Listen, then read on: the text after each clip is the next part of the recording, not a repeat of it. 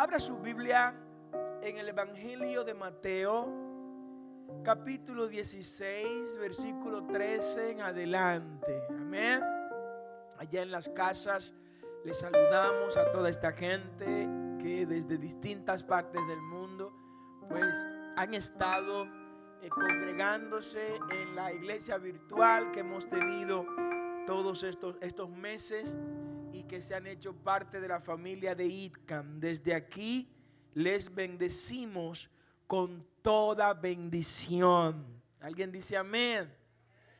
Pues leo en el nombre del Padre, del Hijo y del Espíritu Santo en el Evangelio de Mateo, capítulo 16, verso 13 en adelante. Viniendo Jesús a la región de Cesarea de Filipo, preguntó a sus discípulos diciendo: ¿quién dicen los hombres que es el Hijo del Hombre? Ellos dijeron: unos Juan el Bautista, otros Elías y otros Jeremías o alguno de los profetas. Él les dijo: ¿y vosotros? ¿Quién decís que soy yo?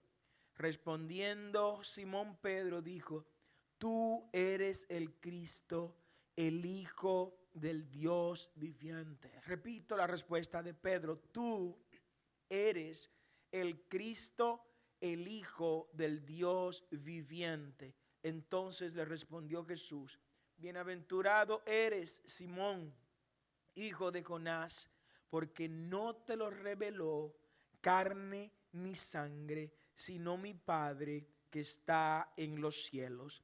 Yo también te digo que tú eres Pedro, y sobre esta roca edificaré mi iglesia, y las puertas del Hades no prevalecerán contra ella. Levante su mano y dele gracias al Señor. Rey, gracias por esta palabra. Te pido, Dios mío, que la estampes en los corazones de todos los que la han escuchado y los que ahora recibirán tu revelación a través de ella. Te pido que les bendigas con toda bendición acá en el templo, en ITCAM y en sus casas por donde nos están siguiendo. Bendícelos y haznos predicar tu palabra como tú quieres que sea predicada en esta hora. En el nombre de Jesús, amén y amén. Puede sentarse y darle un fuerte aplauso al Señor Jesucristo, nuestro Rey eterno. Hoy queremos predicar este primer mensaje desde el templo y le hemos titulado al mismo: una iglesia a prueba de crisis. Una iglesia a prueba de crisis. Una iglesia forjada en medio de procesos que la historia demuestra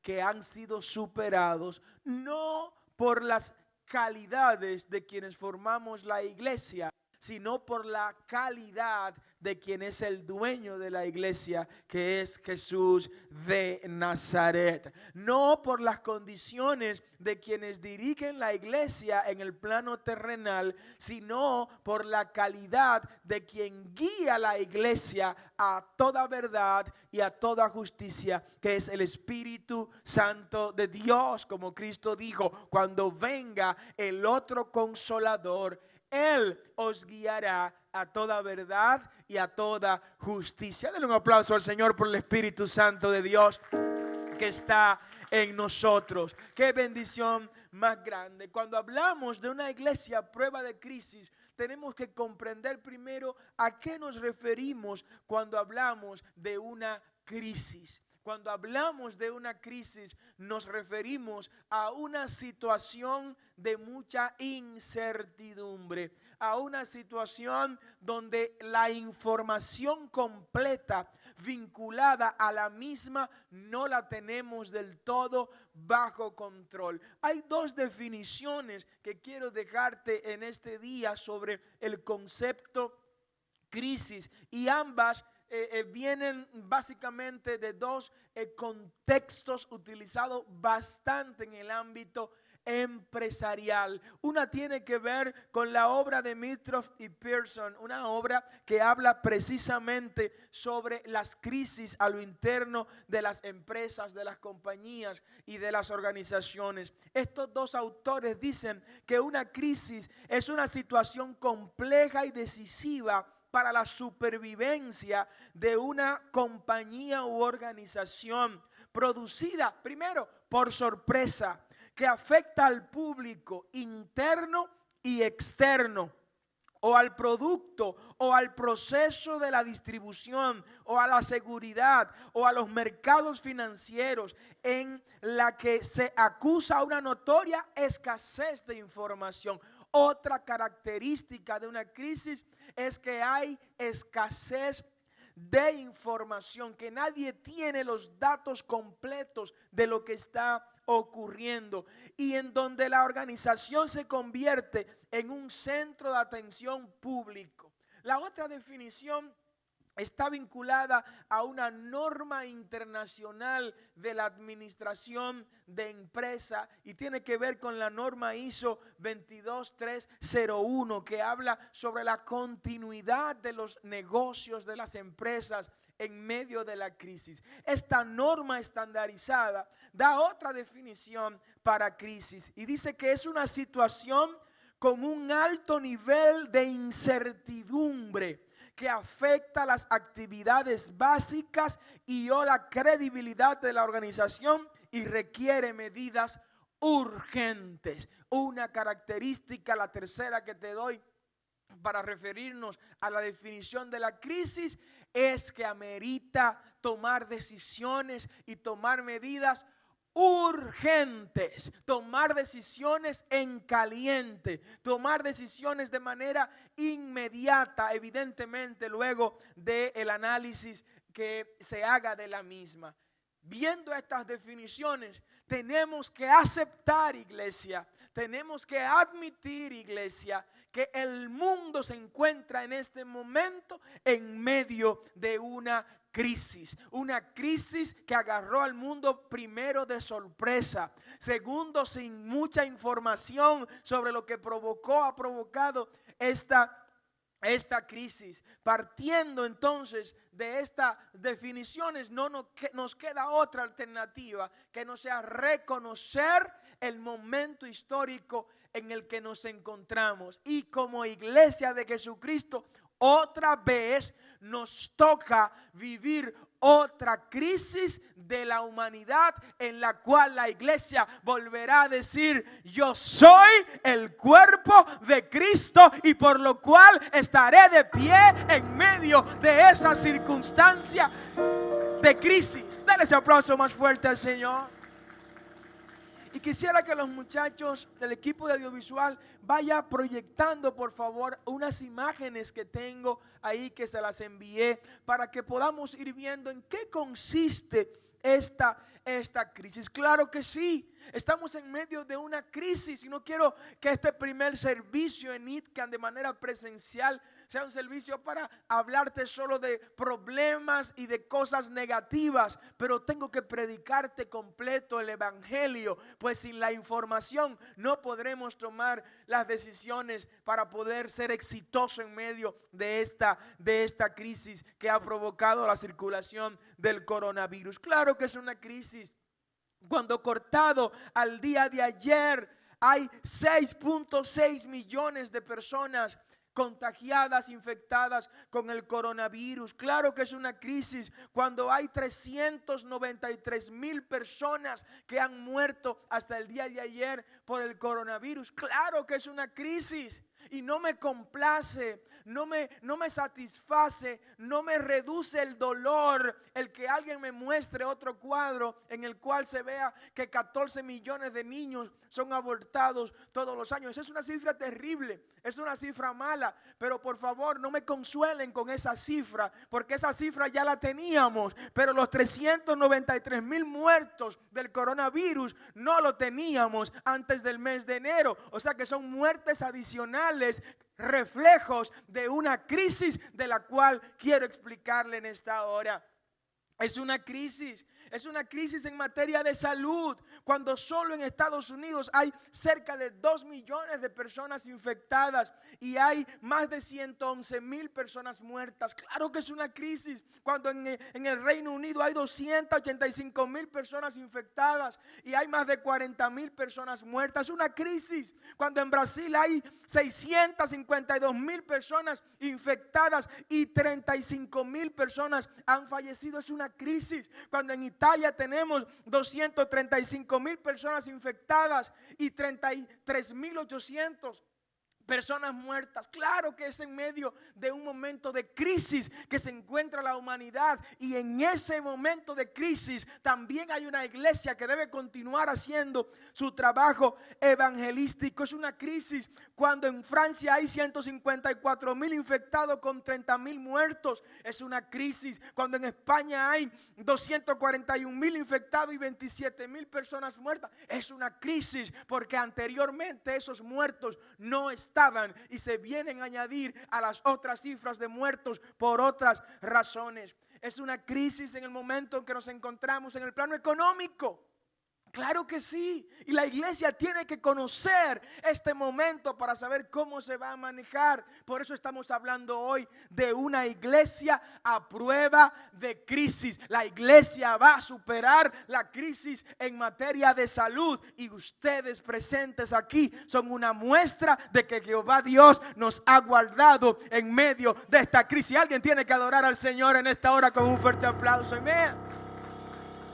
En el plano económico también hay una crisis. Cuando usted analiza, y ojalá puedan proyectar los chicos acá, el precio del petróleo alcanzó los niveles más bajos desde el año 2001. Y eso implica despido de personas vinculados a la industria de los combustibles y del petróleo. El valor del oro llegó a su tope mínimo en esta temporada de la pandemia. Las reservas en los centros de diversión cayó a niveles históricos, y todo eso se refleja en reducción de empleo. El impacto del coronavirus también ha estado en los mercados bursátiles.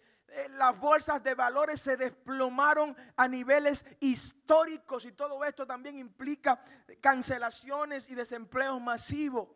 La rebaja en el crecimiento de cada una de las economías que tenían décadas y décadas creciendo por esta pandemia, hoy se reflejan en niveles de decrecimientos históricos sin precedentes. Más de 100 países, impidieron que sus ciudadanos salgan o entraran por los aeropuertos de ellos. Esto también es terrible para las economías de esos países. La caída en la venta de la industria de los vehículos se colocó a niveles históricos por el piso, producto de esta crisis generada por el coronavirus y la circulación de este virus en todo el mundo. Las reservas de vuelo desde Estados Unidos, por ejemplo, a todas las regiones bajaron de manera histórica y de manera abrupta. Esto refleja una crisis evidente en el área económica de cada uno de los países. Y yo le pregunto, ¿la iglesia no está en esos países? Claro que sí, estamos en todos los países. Y esas crisis que afectan a cada uno de esos países de manera directa o indirecta, vine a hablarte hoy, iglesia, de manera cruda, de manera es fuerte, para que sepas el momento en el cual nos va a tocar ministrar la palabra, para que conozcas el momento histórico en el cual nos va a tocar decirle a la gente que hay esperanza en Cristo Jesús, para que sepas que será en medio de una crisis donde tú y yo tendremos que levantar la bandera de victoria en Cristo Jesús, que aunque se muevan los montes a la mar, yo sé en quién he creído. Es en medio de una crisis que le vamos a decir a la gente: oye, los que creemos en Jehová somos como el monte de Sión, que aunque venga la crisis, aunque venga el COVID-19, aunque la economía se desplome, aunque se desplomen los mercados bursátiles, no nos vamos a mover, porque estaremos como Jerusalén, así como tiene monte ella alrededor de sí misma, así Jehová va a estar en medio de la crisis alrededor de su pueblo. alguien tiene que aplaudir al Señor con fuerza en esta hora. Oh, gloria a su nombre. Yo no he venido a decirte hoy que no vas a estar atravesando la crisis.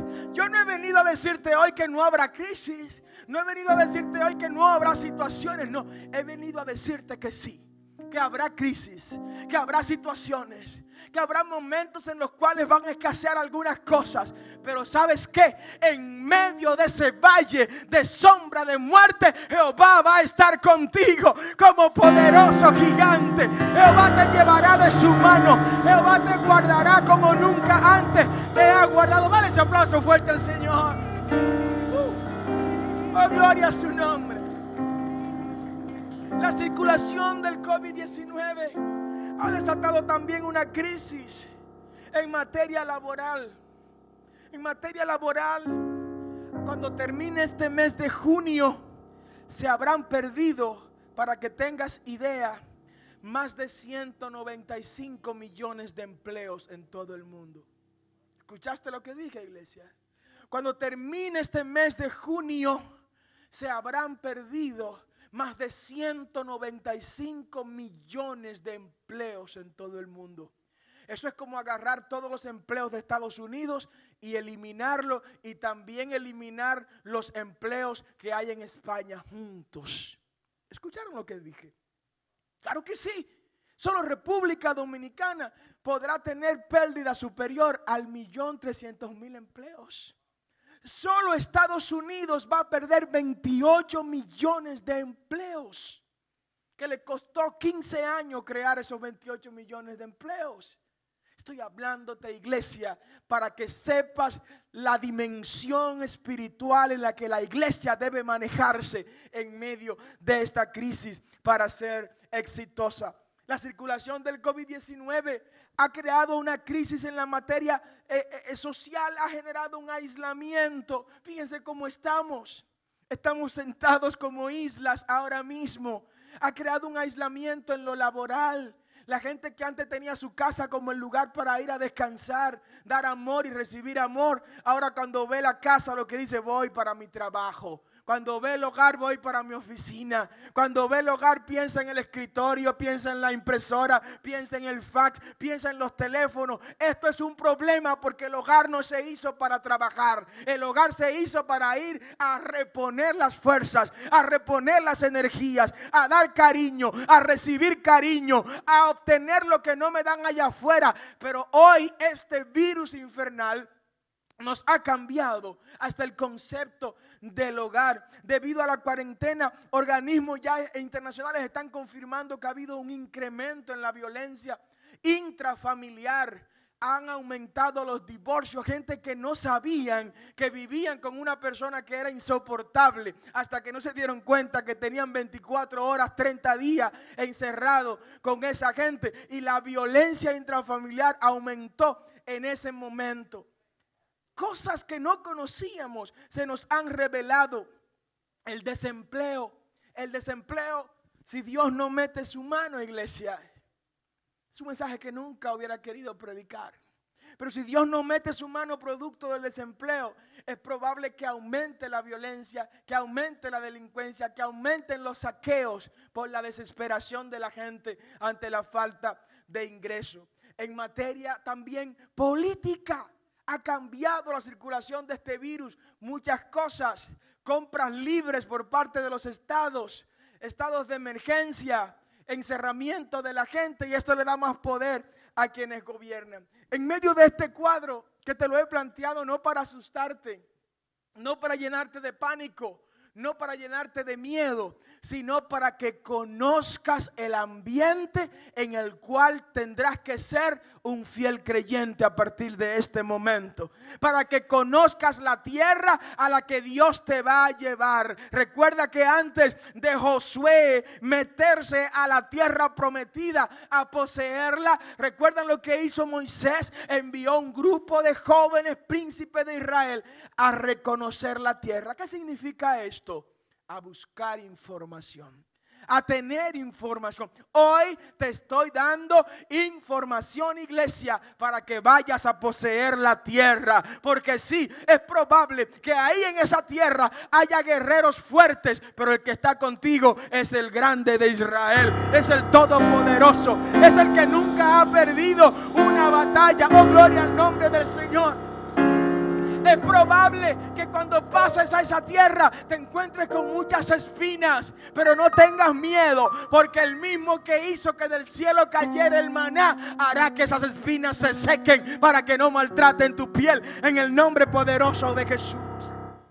No se le escondió la realidad, y te voy a hablar entonces ante ese ambiente, ante ese escenario. ¿Cuál es la respuesta de la iglesia? ¿Cómo debe responder la iglesia ante esa circunstancia? Lo primero que tiene que hacer la iglesia ante esta descripción que hemos dado de lo que le espera a la humanidad, producto de la circulación de este virus infernal, es aplicar el método José. Repita conmigo, el método José. ¿En qué consiste el método José? El método José está descrito en el libro de Génesis, capítulo 41.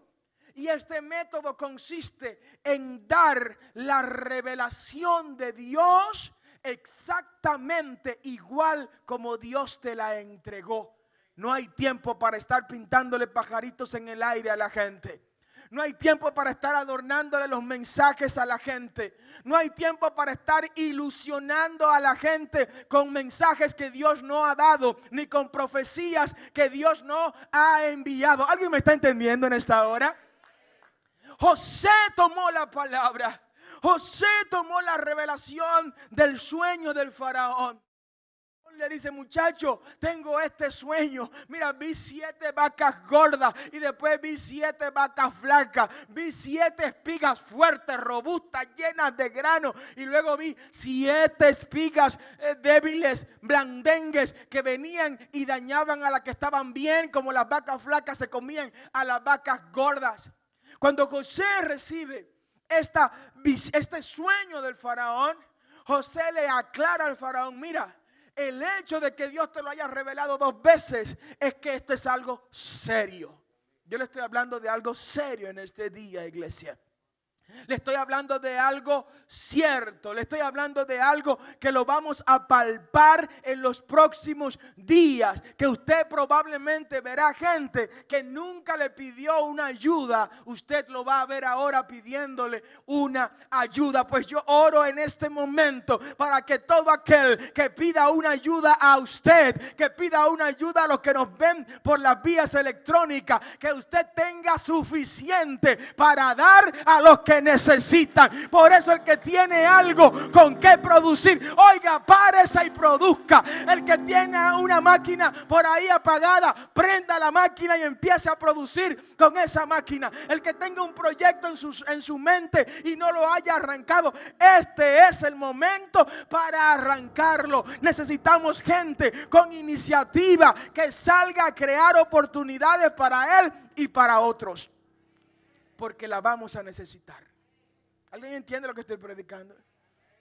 Si alguien pensaba retirarse, porque ya yo he trabajado mucho, porque tengo 65 años, voy a cerrar este negocio, voy a cerrar esta empresa y me voy a retirar, le ordeno que no se retire en el nombre de Jesús. Le ordeno que deje su empresa abierta, le ordeno que deje su negocio abierto, le ordeno que no apague sus motores, le ordeno que siga produciendo riqueza, porque ahora más que nunca la humanidad necesitará de la gente que puede producir riqueza. Si le vas a dar ese aplauso al Señor, por favor, dáselo más fuerte. Mira,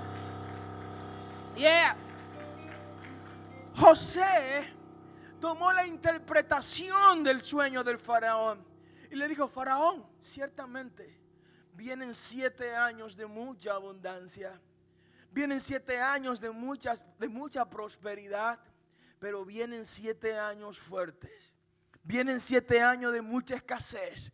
Y si no tomamos las previsiones ahora en estos 7 años buenos que vienen, para evitar que los 7 años malos destruyan a Egipto, Egipto va a ser historia. Es probable que si José hubiera revelado o contado una revelación o pseudo revelación diferente a la que el Señor le dio, hoy Egipto fuera historia.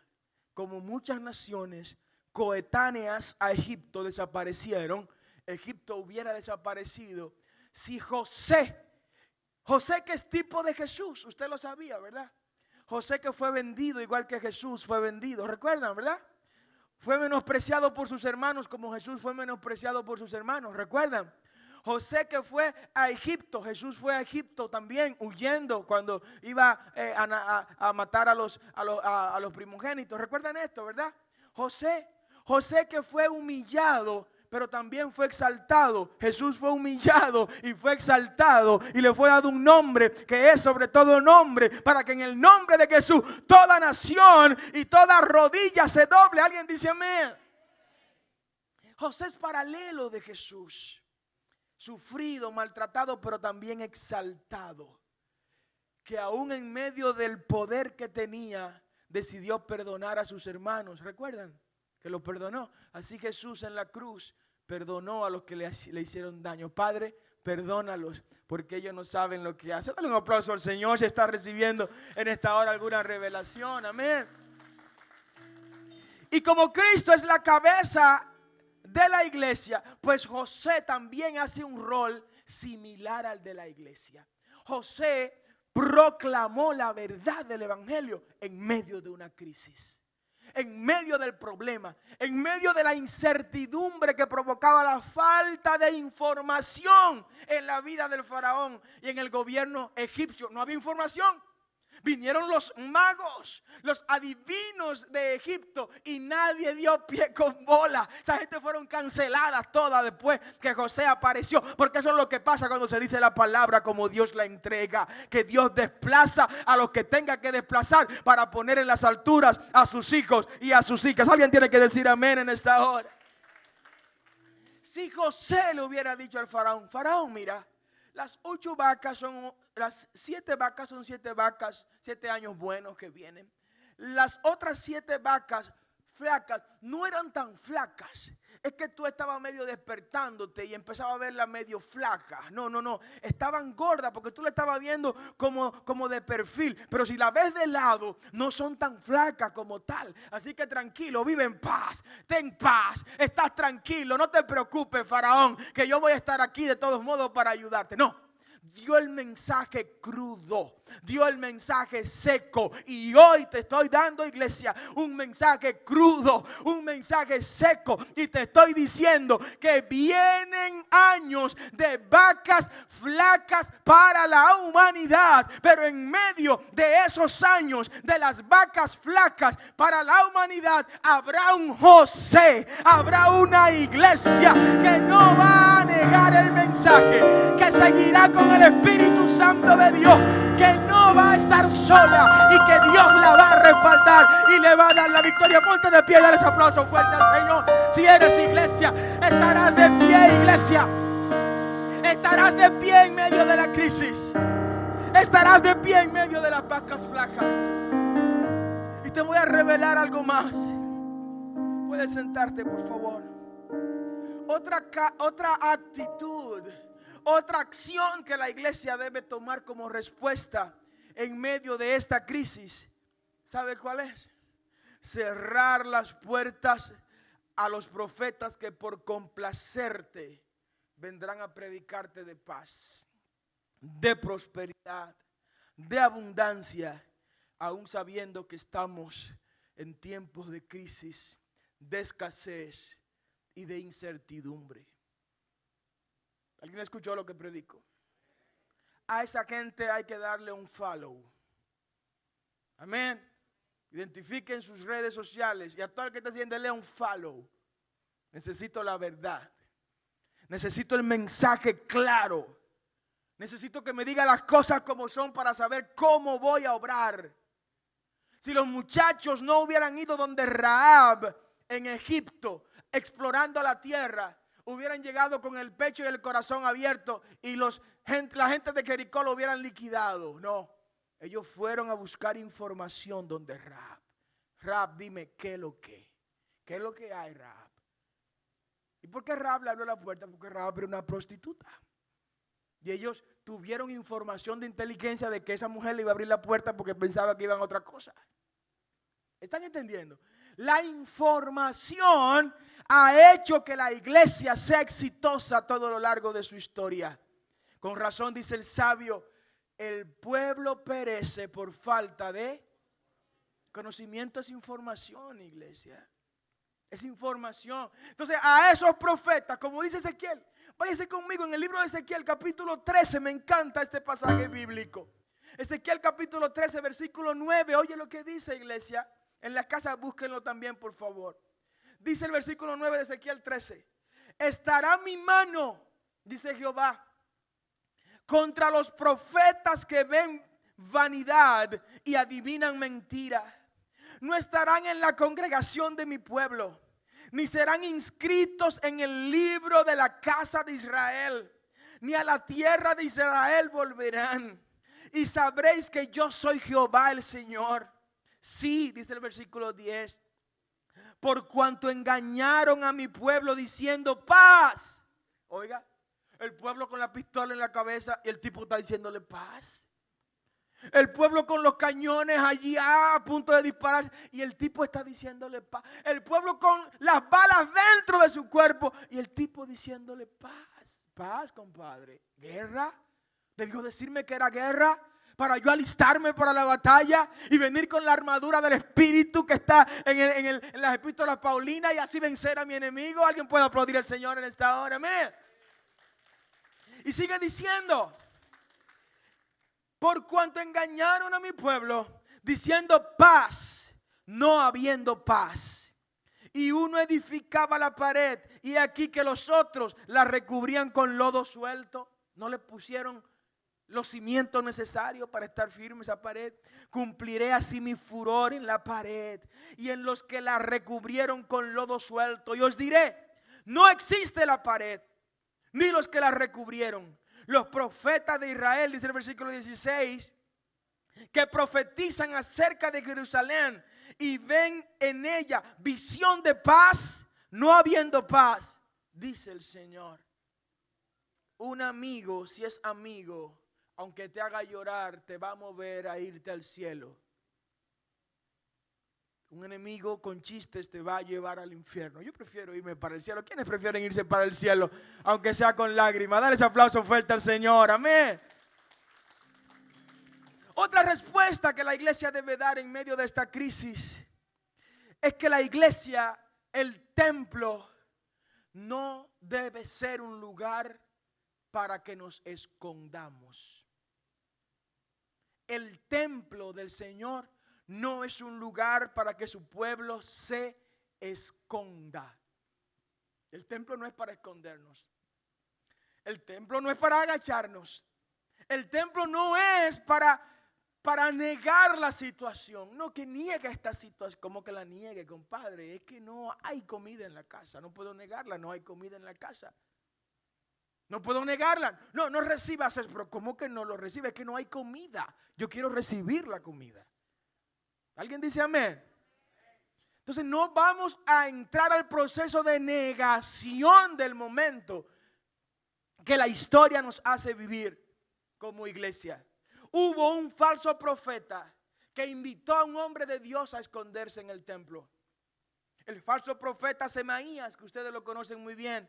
En el libro de Nehemías capítulo 6 del versículo 10 en adelante, Semaías va y le dice a Nehemías, Nehemías, dice el Señor, sí, porque es el método de manipular. Oh, dice el Señor, que me lo diga a mí. Amén. Dice el Señor, Nehemías, que vayamos y que nos escondamos en el templo, porque ahora vienen a matarte. ¿Sabe cuál fue la respuesta de Nehemías? Semaías estaba encerrado en su casa, porque la crisis tiene dos momentos, iglesia. Cuando hay una crisis hay un momento inicial de encerrarse. Claro que sí, nos vamos a encerrar. De hecho, ustedes recuerdan cuando los primogénitos en Egipto estaban siendo matados por el ángel de la muerte. ¿Recuerdan eso, verdad? El ángel de la muerte entraba a las casas de los egipcios y mataba a los niños. Sin embargo, los hebreos estaban también en sus casas. Fue la noche que se celebró la Pascua por primera ocasión. Estaban ahí. En medio de la crisis, inicialmente estaban en sus casas encerrados, es cierto. Pero si se hubieran quedado encerrados ahí, hubieran marchado a través del desierto. No, ya llegó el momento de marchar en medio de la crisis. Dale ese aplauso fuerte al Señor. Ahora vamos a marchar en medio de la crisis. Ahora vamos a construir. Ahora vamos a edificar. Ahora vamos a generar riquezas con las habilidades que Dios nos dio. Dígase a sí mismo, tengo habilidades de parte de Dios. Dice el libro de Deuteronomio, te he dado el poder para hacer las riquezas. Tú tienes el poder que Dios te entregó para hacer riquezas. Eso sí, yo quiero que usted lo reciba. Recíbalo en el nombre de Jesús. Amén. Dios nos dio el poder para hacer las riquezas y Él lo reveló en su palabra. ¿Qué le responde Nehemías al falso profeta Semaías? Yo te quiero llevar, por favor, al capítulo 6, versículo 11. Oye lo que le responde Nehemías a Semaías. Entonces dije, Nehemías hablando, un hombre como yo ha de huir. Nehemías es tipo de la iglesia también. La iglesia construye. La iglesia levanta muros. Amén. La iglesia se coloca entre el hombre y Dios. Hace vallado. Nehemías hizo eso. Lo que Nehemías está diciendo, la iglesia no se esconde. La iglesia no se embala. La iglesia no es Manila. No. La iglesia, como decía Napoleón Bonaparte refiriéndose a la guardia, l'armée ne se rend pas, l'armée morte. Las fuerzas armadas francesas no se rinden. Las fuerzas armadas francesas mueren en la batalla. La iglesia no huye. La iglesia no se rinde. La iglesia no se esconde. La iglesia no usa su templo para huir de la realidad. No, la iglesia muere en la batalla. Si tiene que morir en la batalla, cumpliendo con la obra del Señor. Alguien tiene que darle un aplauso fuerte al Señor en esta hora. Por eso ha llegado la iglesia hasta el año 2020. Nehemías le sigue diciendo, ¿y quién que fuera como yo? ¿Quién que tuviera lo que yo he recibido? Iglesia, tú has recibido demasiado. Estás aquí. ¿Sabes por qué estás aquí? Porque recibiste protección de Dios en medio del valle de sombra de muerte que ha azotado a la humanidad en estos meses. Dale ese aplauso fuerte al Señor. Alguien que fuera como yo, o sea, alguien que haya venido de donde yo vengo, alguien que haya conocido a Dios como yo lo he conocido, entraría al templo para salvarse la vida. No, yo no entraré. Yo no voy a usar el templo para esconderme. ¿Por qué te digo esto, iglesia? Porque al templo vamos a venir a alimentarnos para salir allá afuera a transformar esta humanidad.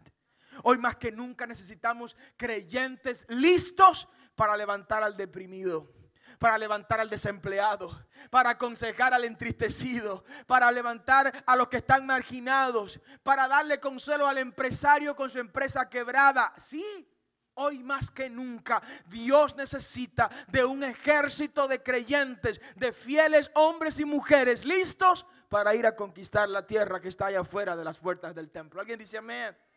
Yo quiero ir, quiero ser uno de esos guerreros. Con esto quiero terminar, iglesia. La iglesia de Jesucristo ha atravesado grandes crisis a lo largo de toda la historia. A lo largo de toda la historia. Y cuando los científicos sociales analizan una organización exitosa, ¿sabe cuál es una de ellas? La iglesia. Y quieren imitar el modelo de la iglesia de Jesucristo. Porque no encuentran muchas instituciones, si se le puede llamar institución a la iglesia, que haya durado 2000 años y que todavía esté firme, de pie y creciendo como nunca antes. Alguien dice amén. Dale ese aplauso fuerte al Señor. La iglesia superó al iniciar su vida lo que se llama una crisis existencial. Sí, crisis existencial producto de la muerte de Cristo en la cruz. ¿Recuerdan los muchachos que iban camino a Emaús? ¿Recuerdan los discípulos de Emaús? ¿De qué iban hablando ellos? Mi maestro, tanto que lo amábamos, lo queríamos, mira cómo se ha ido, ya lo mataron, ya nos lo quitaron.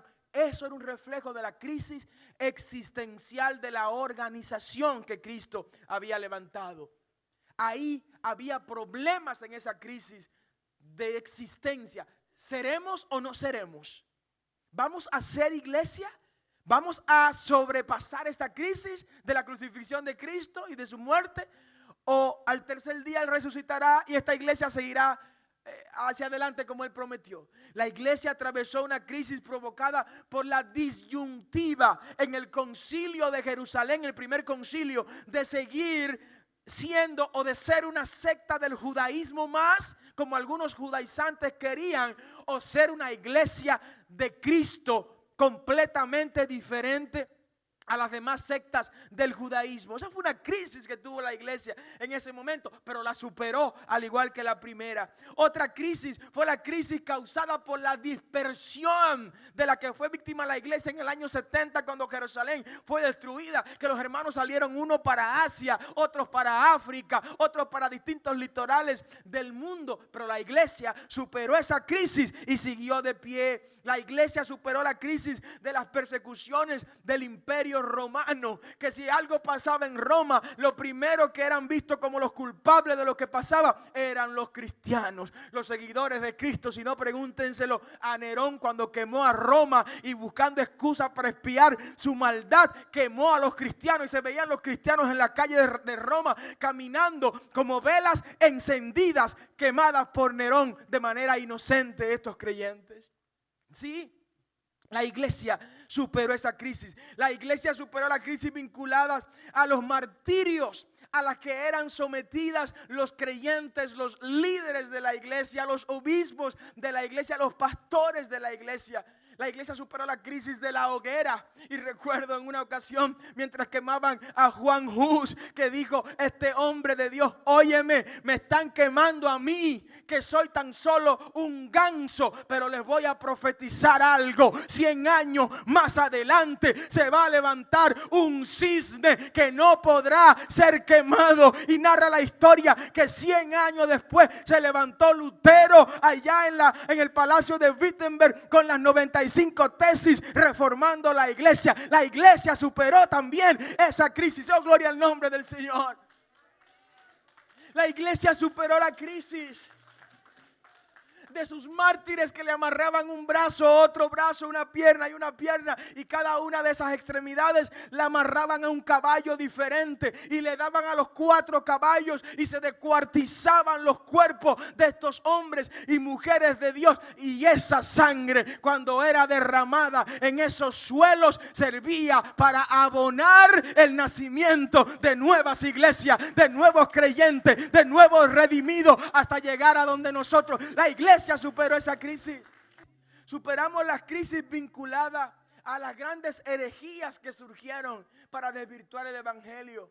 Herejías que traían otras concepciones de Cristo. Herejías que decían que Cristo no era hombre, sino que solo era espíritu. Otras herejías que decían que Cristo no era espíritu, que solo era hombre. Otras herejías que decían que no había Trinidad, sino que solo uno de los 3 era divino. La iglesia venció todo ese periodo de herejía. La iglesia venció el periodo, oh gloria al nombre del Señor, de tener que pasar de una iglesia que se escondía en las cuevas a pasar ahora a ser una iglesia que estaba con el gobierno en el siglo IV después de Cristo. La iglesia superó esa crisis. La iglesia superó las distintas crisis de los diferentes cismas o rompimientos que tuvo la iglesia, el cisma de Oriente, el cisma de Occidente, los cismas vinculados a Constantinopla y todo lo demás. La iglesia superó todas esas crisis y le quiero preguntar a la iglesia en esta hora: si superó esas crisis históricas, ¿no va la iglesia de Cristo a superar esta crisis de la que estamos hablando y estamos viviendo? La va a superar, porque esta es la iglesia de Jesucristo, y las puertas del infierno no prevalecerán contra ella. Denle ese aplauso fuerte al Señor. Yeah. La historia nos muestra que somos una iglesia que hemos sabido atravesar las crisis y salir de ellas de manera exitosa. Por eso nos imitan otras organizaciones. Organizaciones que quieren perdurar en el tiempo. Dicen, ¿cómo lo ha hecho la iglesia de Cristo?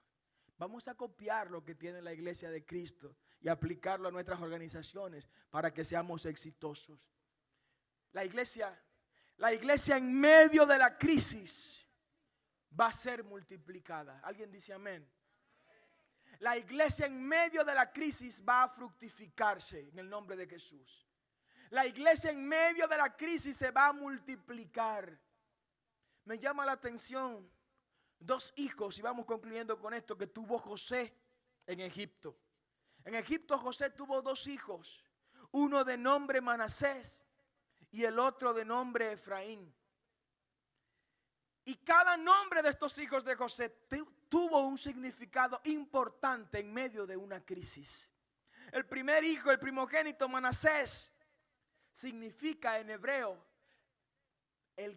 porque Dios me hizo olvidar mis crisis. ¿Alguien dice amén? José le puso Manasés a su primogénito. Y Manasés significa porque Dios me hizo olvidar mis luchas, mis problemas, mis crisis. Esto va a ocurrir con la iglesia. En medio de todo esto, viviremos como que si ese recuerdo no estuviera en nuestra mente, porque Él nos va a tener en sus manos en el nombre de Jesús. Porque su vara y su cayado nos va a infundir alientos. Porque Él va a aderezar mesas delante de mis enemigos en presencia nuestra a favor de nosotros. El segundo nombre es Efraín, segundo hijo de José que tuvo allá en Egipto. ¿Y sabe qué significa Efraín? Dios me hizo fructificar en tierra de crisis. ¿Alguien dice amén? ¿Qué te quiero decir, iglesia, con esto? En medio de la crisis, Dios nos va a bendecir una vez más. En medio de la crisis, Dios nos va a multiplicar una vez más. Y te voy a dar 4 evidencias históricas de que Dios utiliza las crisis para sus grandes momentos históricos. El primer gran avivamiento que ha tenido la iglesia de Jesucristo en esta temporada fue en el año 1729. El primer gran avivamiento. Un avivamiento es un tiempo de gloria, de restauración, es un tiempo de relanzamiento del evangelio. Cuando el evangelio se ha estado apagando, cuando el fuego del Espíritu Santo se ha estado escondiendo, el Señor manda un grupo de locos, perdónenme la expresión, un grupo de gente que le creen a Él y empiezan a despertar la generación que está durmiendo. Ha habido muchos momentos de esto, pero por razones de tiempo te voy a dar 4 nada más. Ese primer gran avivamiento fue en el año 1729. Se avivó Estados Unidos, se avivó Gran Bretaña. ¿Y sabe cuándo ocurrió ese gran avivamiento? 9 años después de ocurrir la primera gran crisis financiera en todo el continente europeo, que ocurrió en el año 1720. En el año 1720, las finanzas de la mayoría de los países europeos se vinieron al suelo, colapsó todo el sistema financiero que existía en ese momento. Y Dios utilizó esa crisis para 9 años después desatar el primer gran avivamiento de la historia de la iglesia de Jesucristo. Dale un aplauso al Señor por eso. ¿Quién lo diría?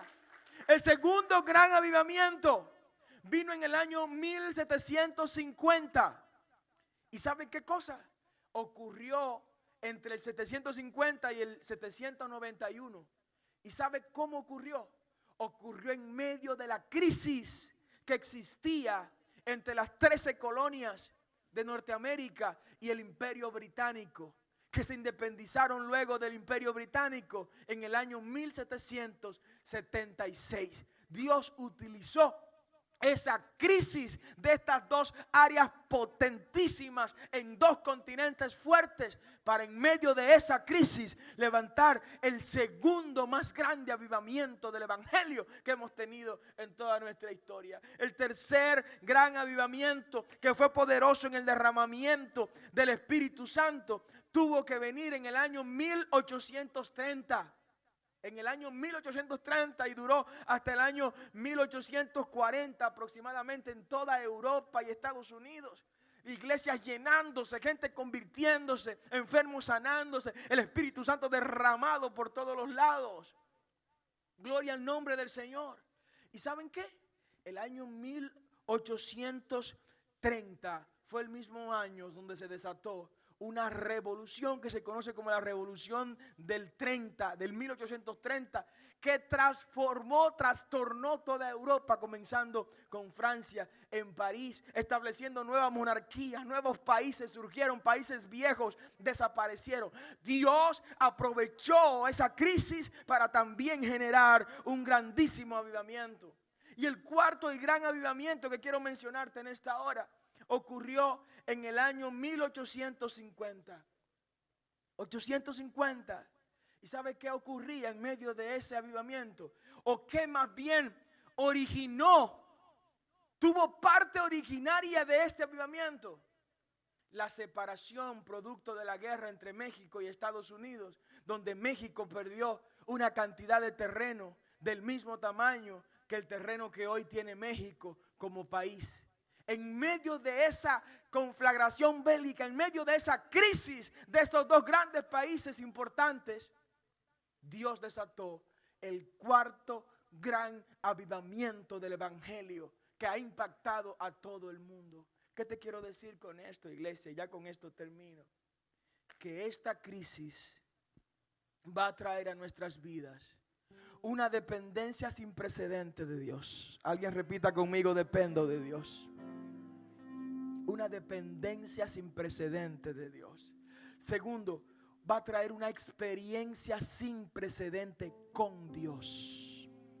Diga conmigo: experiencia con Dios.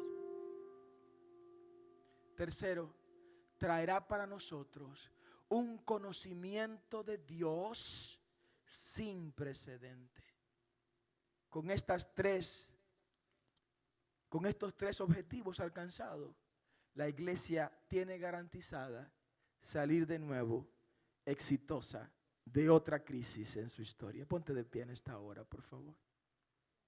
Te he predicado esto no para entristecerte en este día, sino para decirte y hacerte saber que si bien es cierto, existe esa crisis, y si bien es cierto que la iglesia está en el mundo y la crisis está en el mundo, no es menos cierto que el mismo Dios que libró a los primogénitos hebreos en Egipto del ángel de la muerte nos va a librar de esta crisis.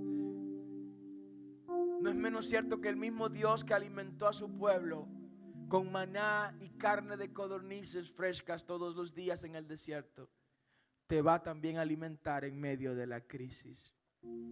El mismo Dios que iluminó el camino en la noche del pueblo hebreo en el desierto, nos va a iluminar a nosotros en medio de la crisis. No sé si alguien puede decir amén.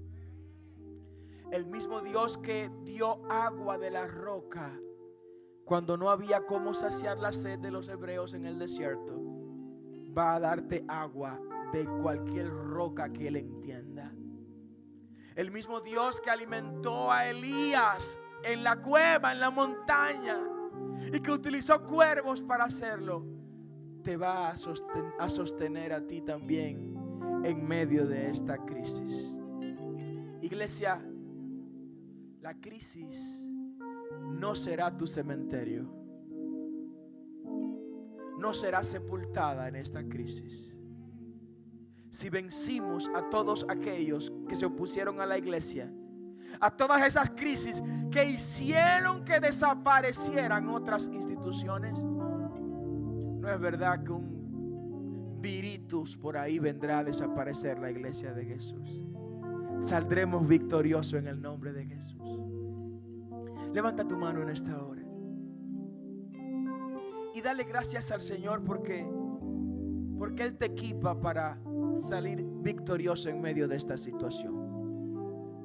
Él te equipa para salir glorioso en medio de esta situación. Él te equipa para, a través de la crisis, ver la gloria suya mostrada en favor tuyo y de los tuyos.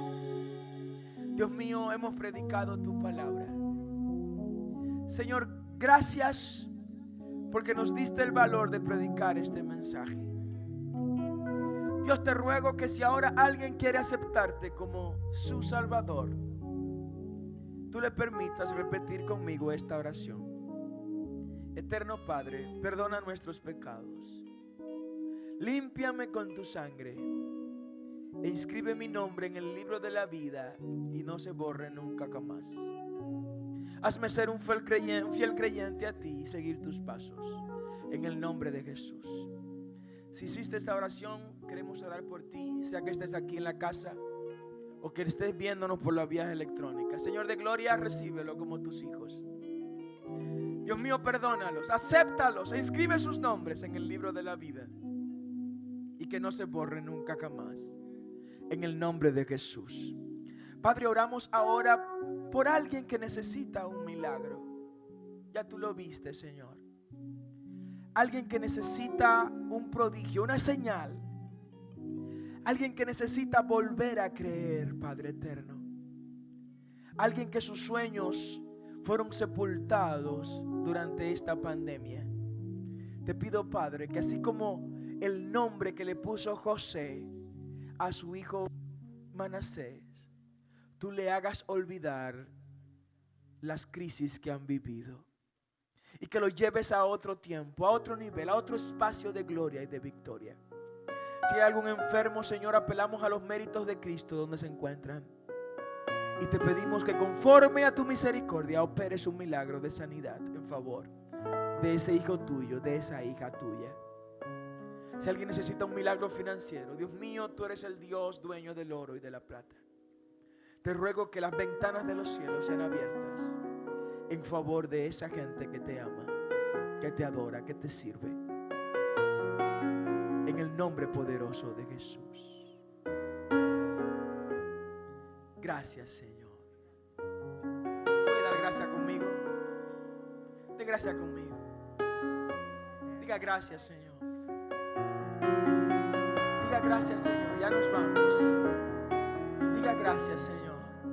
Vamos, diga gracias. Diga gracias. Pastora con nosotros. Gloria a Dios. Padre, te damos gracias por tu amor y tu infinita misericordia. Gracias, Señor, por permitirnos estar en tu casa. Gracias, Señor, porque hemos podido retornar al templo. Gracias por esta bendición maravillosa de poder adorarte, de poder glorificar tu nombre, de poder compartir tu palabra junto con nuestros hermanos. Padre, en esta hora te pido que hagas una cobertura especial alrededor de cada uno de mis hermanos. Guíalos y llévalos en alas de tu Santo Espíritu. Mira lo que van a hacer esta semana, los que tienen que ir a sus trabajos, los que tienen que hacer diligencias, los que tienen que ir a lugares públicos. Te pido, Señor, que les guardes, que les protejas, Señor, de contagiarse con el coronavirus. Cubre a cada uno de ellos, cubre su casa, cubre su familia y protégeles de todo mal. Ayúdale a fortalecerse, Señor, y a creer y confiar, Padre Santo, en que tú eres fiel y que tú tienes el control absoluto de todo alrededor nuestro. Gracias te damos, Señor. Ahora nos despedimos no de tu presencia, sino de este lugar. Guíanos en alas de tu Santo Espíritu.